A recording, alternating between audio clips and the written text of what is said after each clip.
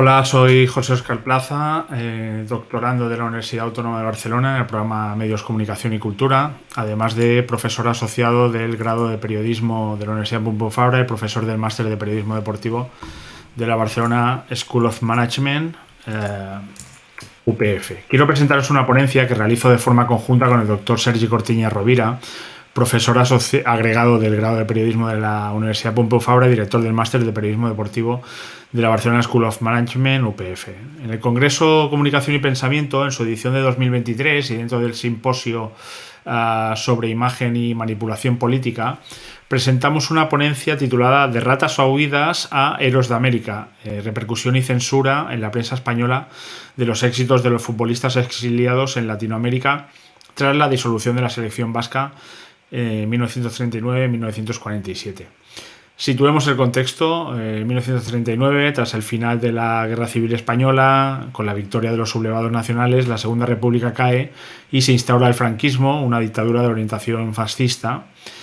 En el limbo quedaron los integrantes de la selección de fútbol de Euskadi, que se habían significado en una gira por Europa y América en la que defendían la legalidad vigente.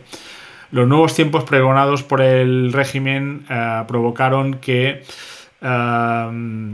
en lo que al deporte se refiere, los futbolistas vascos disidentes que se exiliaron tras el fin de la guerra civil en países de América Latina aparecieran de nuevo en las cabeceras más importantes de España tras varios años sometidos a un apagón informativo, como si con ello la dictadura quisiera despreciarlos y transmitir que eran apátridas. Por ejemplo, la noticia del fichaje de Isidro Lángara, el mejor goleador del Español de la época, por San Lorenzo de Almagro, un equipo argentino, sacó de quicio al diario ABC en mayo de 1939,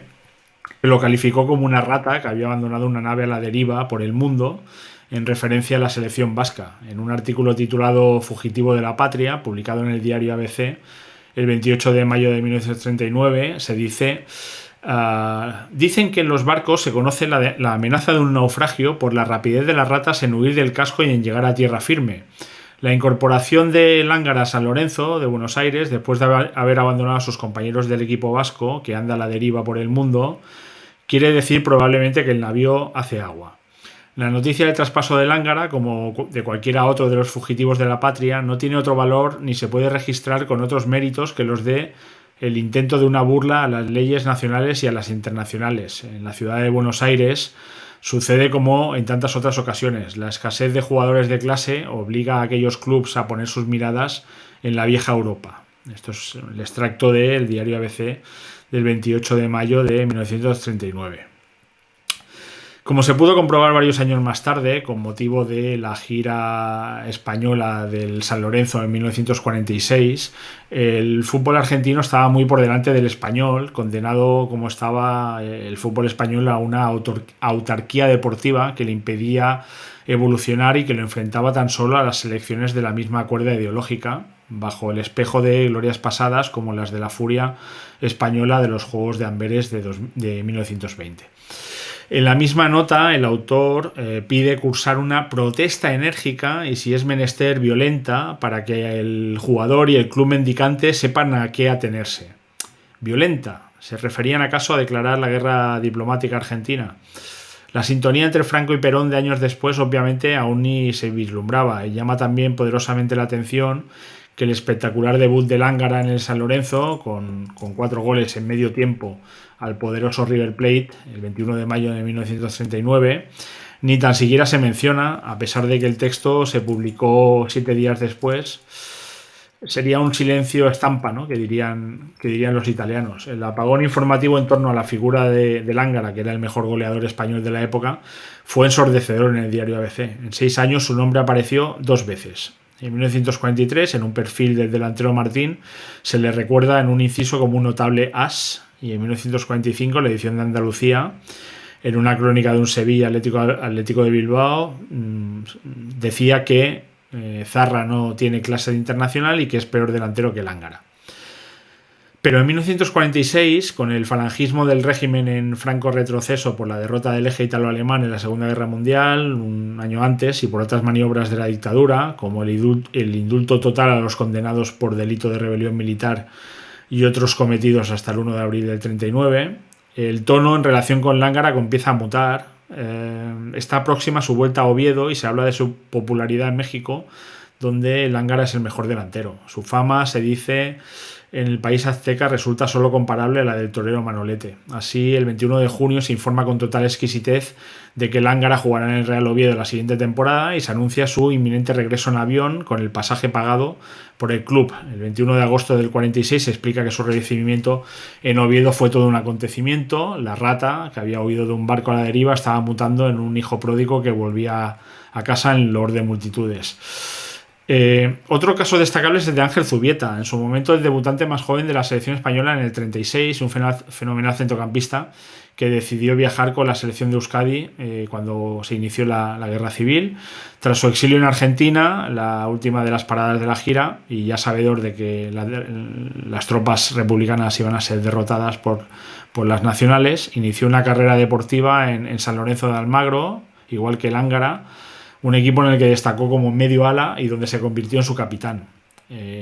A Zubieta se le ofreció la posibilidad de volver en el año 39, como hicieran unos meses antes sus compañeros en la selección Gorostiza y Roberto y el masajista Viri Chinaga, pero declinó el ofrecimiento ante la posibilidad de que se le aplicara la ley de responsabilidades políticas que regía desde febrero del 39 y que podría haberle supuesto una prematura retirada. 2 años después, en el 41, en enero, fue portada de la prestigiosa revista argentina deportiva El Gráfico y ya era considerado una celebridad en el país sudamericano. Poco a poco fue mejorando su rendimiento, ganó con el San Lorenzo varios subcampeonatos, alcanzó la segunda plaza en este caso, y hasta alcanzar el título liguero de Argentina en el año 46. Pero en España, a partir del triunfo franquista, no hay referencias a Zubieta hasta el 18 de noviembre del 45, donde el teniente coronel Duco, vicepresidente de la Asociación del Fútbol Argentino, llega a España en noviembre y habla de los mejores jugadores de su liga, entre los cuales cita al olvidado Zubieta. Duco se desplaza a Bilbao días después, el 5 de diciembre, y explica en Bilbao que allí Zubieta es el mejor medioala de toda Sudamérica y Lángara fue un jugador excepcional en la delantera. Solo un año después, en noviembre del 46, San Lorenzo visita España y Zubieta, en un giro de guión fenomenal, es destacado en La Vanguardia con el subtítulo de El mejor jugador de América. Este súbito cambio de parecer del régimen, a propósito de la gira de San Lorenzo por España, acaba o se concreta con un artículo en el que de alguna manera se habla de ese gran equipo de San Lorenzo de Almagro, y se dice que al terminar la guerra de liberación, o tal vez un poco antes, las autoridades del gobierno rojo desplazaron a varios jugadores españoles de fútbol que tenían carácter y rango internacional. Entre otros se marcharon el asturiano Lángara y los vascos Iraragorri y Zubieta. Les convino, según parece, a Negrín y Aguirre hacer un poquito de política utilizando la reputación de estos muchachos, y con este pretexto les sugirieron la conveniencia de salir de España. Y después, hablando de la llegada de Zubieta, dice: ahora llega Ángel Zubieta como capitán del equipo argentino. El simpático muchacho vasco fue recibido en el aeródromo por su padre, desarrollándose la natural escena emocionante. Nadie se meterá con ellos, ni en España han dejado enemigos ni rencores. Por el contrario, los dos vascos, Iraragorri y Zubieta, y el asturiano Lángara, tienen en el mundo deportivo español una larga y fervorosa serie de amigos y admiradores que les recibirá siempre con los brazos abiertos. El capitán del equipo San Lorenzo de Almagro podrá comprobar el próximo domingo todo el afecto y el cariño que su figura suscita entre la afición madrileña, y si allí estuviera congregado el jefe del Estado, tendría entonces ocasión de observar la emoción del público en ese instante, y cuando regrese a la Argentina será un testimonio real de la verdadera situación moral de España. De aquí en adelante siguen los parabienes. El equipo juega varios partidos y Zubieta, tras 7 años olvidado, sale en 3 de las fotos de portada y se transforma en un personaje principal de una historia que conviene al régimen para mejorar las relaciones de hermandad con Argentina y asegurar su apoyo humanitario en la dura posguerra. Una muestra es el texto de La Vanguardia del 24 de diciembre del 46, donde dice: el público, puesto en pie, tributa una cariñosa ovación a los jugadores argentinos al retirarse del campo, mientras un grupo de entusiastas llevan a Zubieta en hombros ante el palco presidencial, donde se repiten sin cesar los vivas a la Argentina, a España, Perón y Franco, entre incesantes ovaciones. De todas maneras, la foto más significativa y que ilustra el cambio de política del régimen con los exiliados vascos es una foto que aparece con motivo del partido de Año Nuevo en Las Corts entre un combinado Nacional y San Lorenzo, que acaba ganando 7-5 San Lorenzo de Almagro.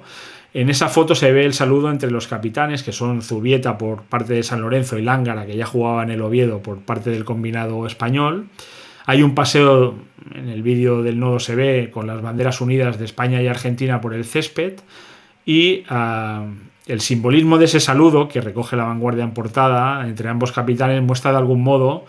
el camino de vuelta de Zubieta a la madre patria, la misma que ya había cogido poco antes a su excompañero Lángara, y que iba a confirmar lo que había publicado La Vanguardia pocos días antes. De esta manera, la gira de San Lorenzo de Almagro por España sirvió para que el franquismo mostrara su mejor cara al exterior, justo cuando más riesgo corría de verse apartado de los círculos del poder por su amistad con el eje italo-alemán de Mussolini y Hitler, que apenas un año antes había perdido la Segunda Guerra Mundial. De paso, con esa fotografía del saludo entre los díscolos Lángara y Zubieta, se cerraba, al menos de puertas hacia afuera, una fractura emocional que había durado 10 años, gracias a un gesto de piedad con el que el régimen buscaba situarse en el nuevo escenario mundial, con los falangistas apartados de los principales centros del poder deportivo y propagandístico, y con dos vascos que antaño eran apátridas y exiliados, como Lángara y Zubieta, que volvían a España como sendos hijos pródigos. Muchas gracias.